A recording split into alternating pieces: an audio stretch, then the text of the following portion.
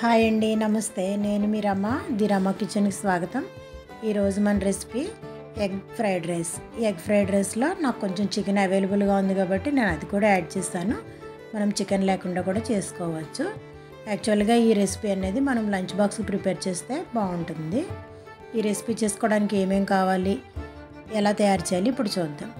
కావలసిన పదార్థాలు: పెద్ద సైజులో కట్ చేసి పెట్టుకున్నటువంటి 2 ఆనియన్స్, 1 ఎగ్, 2 క్యారెట్ శుభ్రంగా కడిగి తురిమి పక్కన పెట్టుకోవాలి. కొంచెంగా గరం మసాలా, తరిగి పెట్టుకున్నటువంటి కొత్తిమీర, కారానికి సరిపడా పచ్చిమిర్చి ముక్కలు, 1 స్పూన్ పెప్పర్ పౌడరు, 1 ఎగ్.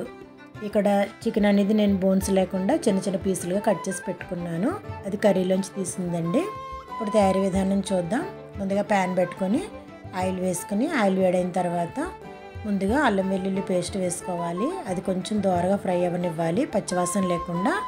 అది వేగిన తర్వాత కట్ చేసి పెట్టుకున్నటువంటి పచ్చిమిర్చి తరుగు కూడా వేసుకొని మరి కొంచెం ఫ్రై చేసుకోవాలి.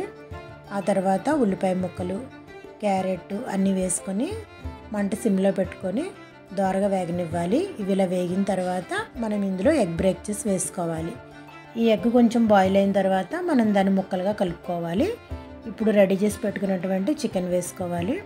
ఈ చికెన్ ఆల్రెడీ కర్రీలోదే కాబట్టి ఎక్కువసేపు ఫ్రై అవసరం లేదు. అది కూడా వేసిన తర్వాత మనం ఫ్రైడ్ రైస్కి సరిపడగా ఉప్పు, కారం, పసుపు అన్నీ వేసుకోవాలి. తర్వాత కొంచెంగా గరం మసాలా కూడా యాడ్ చేసుకుని బాయిల్ చేసి పక్కన పెట్టుకున్నటువంటి రైస్ అనేది ఇందులో యాడ్ చేసుకోవాలి. ఇక్కడ రైస్ వండుకునేటప్పుడు మనం కొంచెం పలుకుగా వండుకోవాలి ఫ్రైడ్ రైస్కి. ఇప్పుడు రైస్ వేసుకున్న తర్వాత ఒకసారి బాగా కలుపుకోవాలి. ఇప్పుడు దీంట్లో పెప్పర్ కూడా యాడ్ చేసుకోవాలి. పెప్పర్ పౌడర్ వేసిన తర్వాత ఒకసారి మళ్ళీ బాగా కలుపుకొని సాల్ట్ చెక్ చేసుకుని చివరిగా కొంచెం కొత్తిమీర చల్లుకుంటే వేడివేడిగా ఎగ్ ఫ్రైడ్ రైస్ అనేది రెడీ అయిపోతుంది.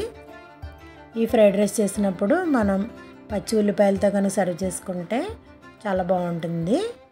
ఈ ఎగ్ ఫ్రైడ్ రైస్ని పిల్లలు లంచ్లో పెడితే కనుక చాలా ఎంజాయ్ చేస్తూ తింటారు. ఇది చాలా హెల్తీ కూడానండి. ఈ రోజుకైతే ఇంతేనండి. మరిన్ని రెసిపీస్తో ది రమ కిచెన్లో మళ్ళీ కలుద్దాం. బాయ్ అండి.